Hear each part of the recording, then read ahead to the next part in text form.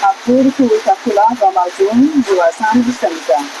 We, the Indigenous peoples, walk to the future in the footprints of our ancestors, from the smallest to the largest living beings, from the four directions, from the air, the land, the waters, the mountains.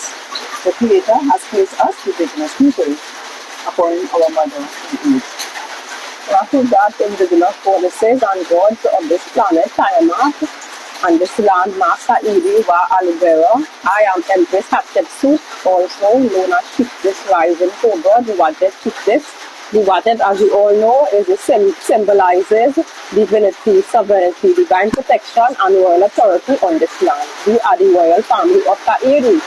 Right? So today, what we are doing is reading this book here. Let's set the record straight. Right? It is authored by Naya Malachi Zodok York L, Chief Black Eagle Thunderbird of the Seminole Creek Washita Mound Builders. Right, and this is a picture of him. Right, so the book. So this is the introduction.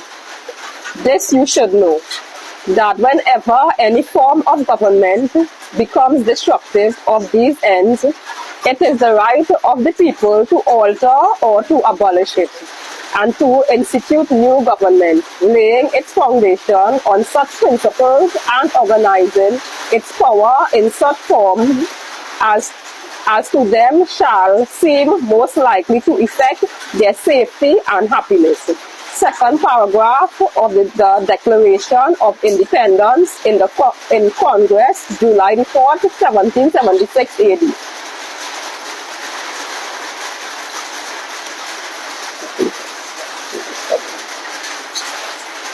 The purpose for this scroll is to set the record straight. This is only a portion from a scroll that is in the hands of those who are members of the Sacred Order of Imhotep.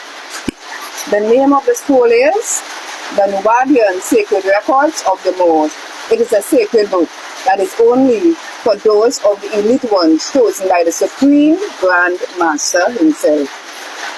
To see the overstanding of those things which are merely understood by those who think they know.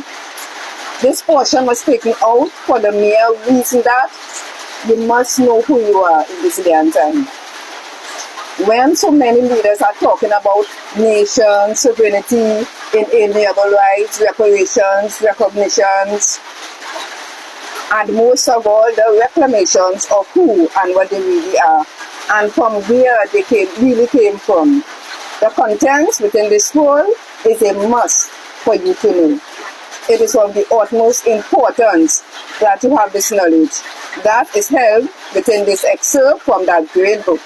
The title of the book, Let's Set the Record Straight, is so named because there are many records, tales, stories, fables, and downright lies about us as a people. And I can go on and on, that have been written or told on who the people of color are, our origin, our story, as opposed to stories told about us, referred to as history, etc. You have heard the many stories on where you came from, and they were just that, stories. Never before has anyone taken the time to gather all of the facts and set the record straight. However, many of our leaders, both male and female, talk on these subjects.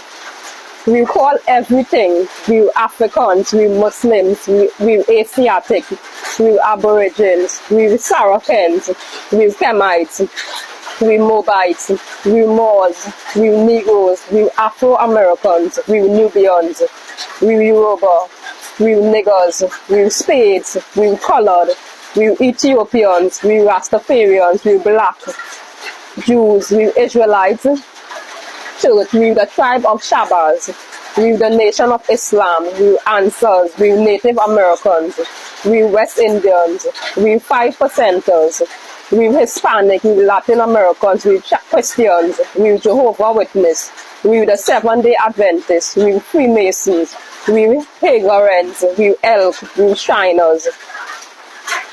we Ashantis, we Igbos, we Caribbean, we Puerto Ricans, we English, we Americans, call ourselves Ishmaelites, Israelites, and this list goes on and on and on. But when you begin to investigate each of these names and investigate the leaders and their knowledge of the language of the groups which they say they belong, you would find charlatans, hypocrites, and just downright foolies. They are starstruck. It's just another way of performing before a large crowd, feeling important, massaging their own egos. It's the look important syndrome, and you don't need that anymore. You need the facts. You need your leaders to do research and to back up everything they say with documents, not just sound good. Make them produce documents to prove it. If they tell you that you are from the tribe of Shabas, make them prove it with ancient documents, pictures, slabs, carvings, engravings, records, documents, scriptures, and you'll find in most cases they can't do it. Within the contents of this book, you shall know the facts about your place on this planet Tiamat, now called Earth, and even beyond. The origin of your story, where you came from and what you are today, the origin of the Moors, the Islamic movements, the Olmec, the different Native American tribes, in particular the Washito, because the author of this book is a descendant of the Washito. The slave trade, the desert Arab, and his desecration of the religion of Abraham and his propagation of a new religion called Muhammadism, the sacred societies, and from whence they derived, and many other subjects will be expounded in this book. Read it with an open mind, study it, research the facts, and then assimilate it. Right? Who is Malachi Z. York L? Answer: Dr. Malachi Z. York is simply York, according to his birth certificate.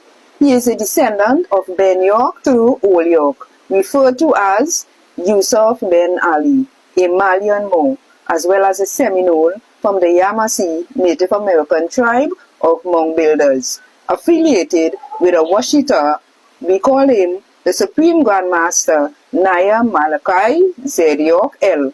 of the ancient and mystic order of Melchizedek. Number 19, in Etonton, Georgia, where the Eagle Rock Mound is built by our own ancestors. Why we are there? A mystical, sacred fraternal order that protects the secrets of their tribe, the Yamassee, their language, their culture, which links back to the Moors and the Nubans, to what is called Egypt, and it's called Nuwabu. He has been known to us by many names over the many years. His religious family ties to Nubia in Sudan give us the name Isa Abdullah ibn Abu Bakr Muhammad, given to him by a Moor named Sheikh Ahmad Dawood Faisal of the Islamic Mission of America on the date the 21st of June 1957 AD, when he was 12 years old. And we have a question: who was Ben York? Naisut, who was Ben York? Answer: Ben York was the given name of the son of Yusuf Ben Ali, also called Abdullah ibn Ali, born 1756 to 1861 AD, and a Washu woman with a Moroccan father named Rauda Salim Idris, also known as Rose, daughter of Sharufa Salim Idris of the Idrisid dynasty, who was Moorish Malians, who came with one of the many ships that sailed over here from Africa by African navigators from Mali. Riding the African tide, or currents, the Idrisid dynasty were the first Arab rulers of the whole of the Morocco. They were the descendants of Bilal, son of Rabah and Hamama, an Ethiopian Moor born 551 to 641 AD.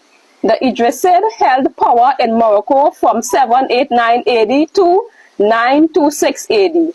The Idrisid was succeeded by other dynasties, both Red Arab and Red Berber. Kenimet, what is the African tide or currents? Before the inventions of sails, Africans were able to sail the waters by learning of the tides and currents of the Atlantic and Pacific Ocean. There are two main currents running from Africa into America. They are the Guinea currents and the Canary currents. The Guinea current flows eastwards along the Guinea coast with frequent cycles out to the sea, where it joins the south equatorial currents. The Canary currents flow southwards